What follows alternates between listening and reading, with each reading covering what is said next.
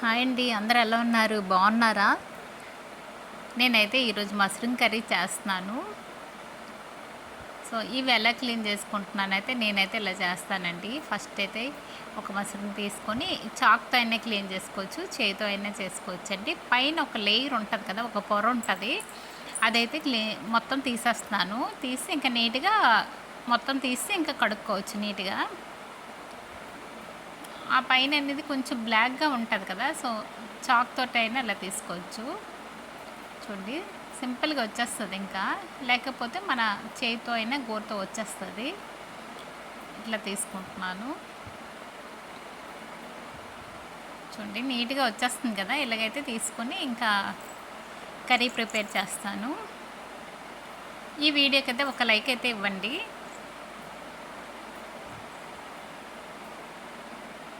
ఇంకా మొత్తం అయితే ఇలా తీసేస్తానండి.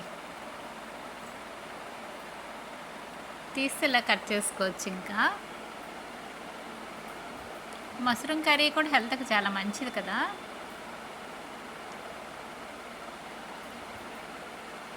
సో, ఇప్పుడైతే అన్నీ కట్ చేసుకొని ఇంకా దీనికి కావాల్సిన ఇంగ్రీడియంట్స్ అయితే పక్కన పెట్టుకుంటున్నాను.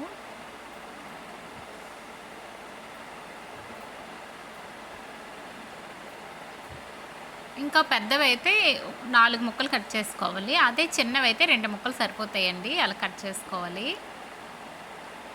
కొంచెం ఇది పెద్దది కదా! సో, 4 అయితే కట్ చేస్తున్నాను. చిన్నవైతే ఒక 2 చేసుకోవచ్చు.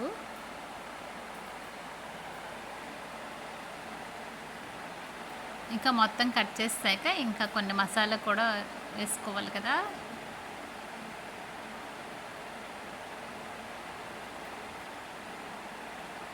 ఇంకా పెద్దవి కదా! 4 అయితే కట్ చేస్తున్నాను. ఎలాగైనా కట్ చేసుకోవచ్చు ఇంకా.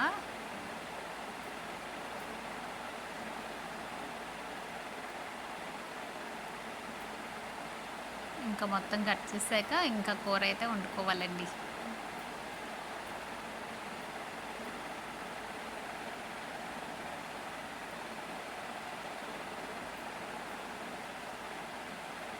హెల్త్ కూడా చాలా మంచిది. మష్రూమ్ పన్నీర్ అప్పుడప్పుడు తినాలి కదా! సో, నేనైతే కట్ చేసుకున్నాను. నీట్‌గా కట్ చేసి ఇప్పుడు కడుక్కొని పెట్టాలి.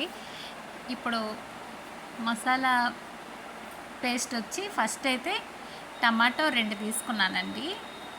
అలాగే వెల్లుల్లి, అల్లం, అలాగే కొంచెం కాజు.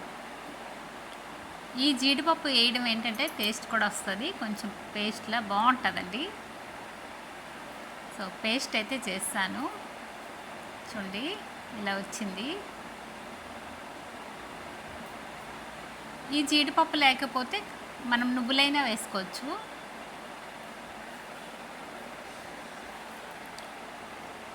కాజు అంటే కాజు వేసుకోవచ్చు, లేకపోతే నువ్వులైనా వేసుకోవచ్చండి. ఫస్ట్ అయితే కడాయి పెట్టేసి ఇంకా ఉల్లి తరుగును మొత్తం వేపేస్తున్నాను. అలాగే మసాలా కూడా వేస్తాను పేస్టు. కర్రీ అనేది చాలా బాగుంటుందండి.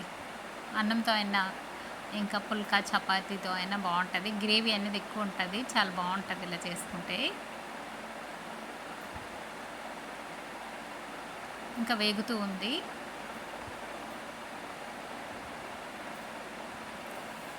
ఇంకా బాగా వేగినట్టుంది కదా! సో, అందుకనేసి ఇంకా ముక్కలు కూడా వేసేస్తున్నాను.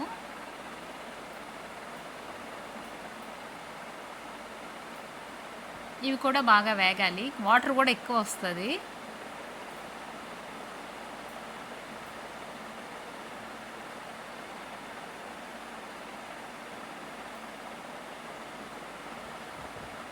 ఇంకా వాటర్ చూడండి బాగా వస్తుంది.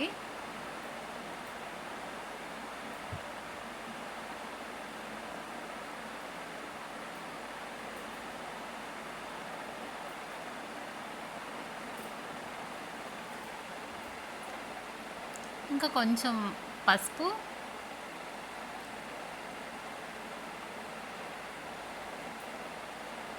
వేసుకొని వేపుతున్నాను. అలాగే సాల్ట్ కూడా వేసుకోవాలి. ఇంకా త్వరగా వేగుతాయి. సాల్ట్ అయితే సరిపడంత వేస్తున్నాను.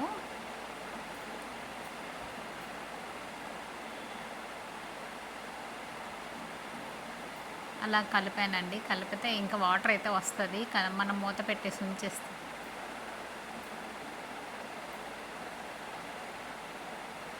కానీ ఎప్పుడు కూడా మష్రూమ్ కర్రీ గ్రేవీ ఉంటేనే బాగుంటుంది.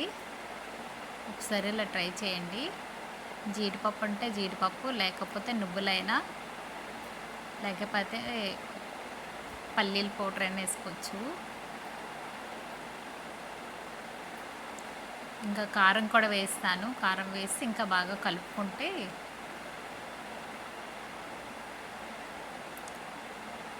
అలాగే కొంచెం ధనియాల పౌడర్, జీలకర్ర పౌడర్ కూడా వేస్తున్నాను.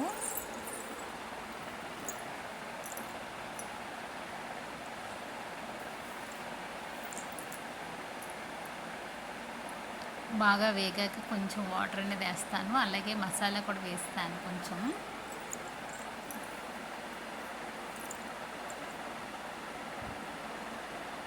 ఇంకా బాగా వేగుతుంది.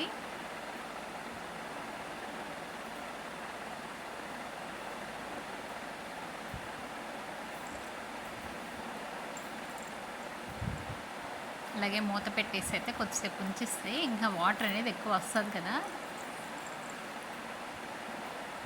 చూడండి వాటర్ ఎంత వచ్చిందో. వాటర్ అయితే ఎక్కువ వచ్చింది.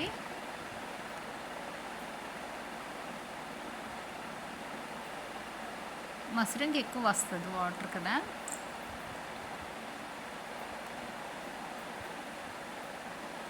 ఇంకా నా మష్రూమ్ కర్రీ అయితే రెడీ అవుతుంది. అలాగే నేను ఇప్పుడు మిక్సీ పెట్టాను కదా, కొంచెం ఆ వాటరే తీసుకున్నాను.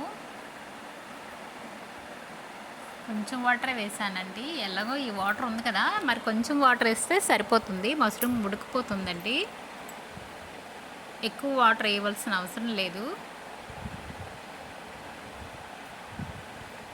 సో నీట్గా ఇలా అయిపోతుంది. ఇంకా మూత పెట్టేసి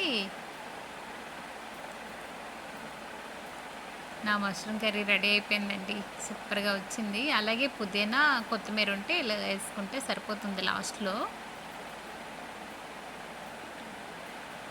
చాలా బాగా వచ్చింది కదా గ్రేవీ. చూడండి, చపాతీ, పుల్కా, రైస్తో బాగుంటుంది. ఇలా చేసుకుంటే గ్రేవీ అనేది ఉండాలి మష్రూమ్కి, చాలా బాగుంటుంది అప్పుడు టేస్ట్ అనేది. ఒకసారి ఎవరైనా ఇలా ట్రై చేయండి ఒకసారి. ఈ వీడియోగా నచ్చితే ఒక లైక్ ఇవ్వండి, కామెంట్ చేయండి, సబ్స్క్రైబ్ చేయండి ఫ్రెండ్స్. Bye bye.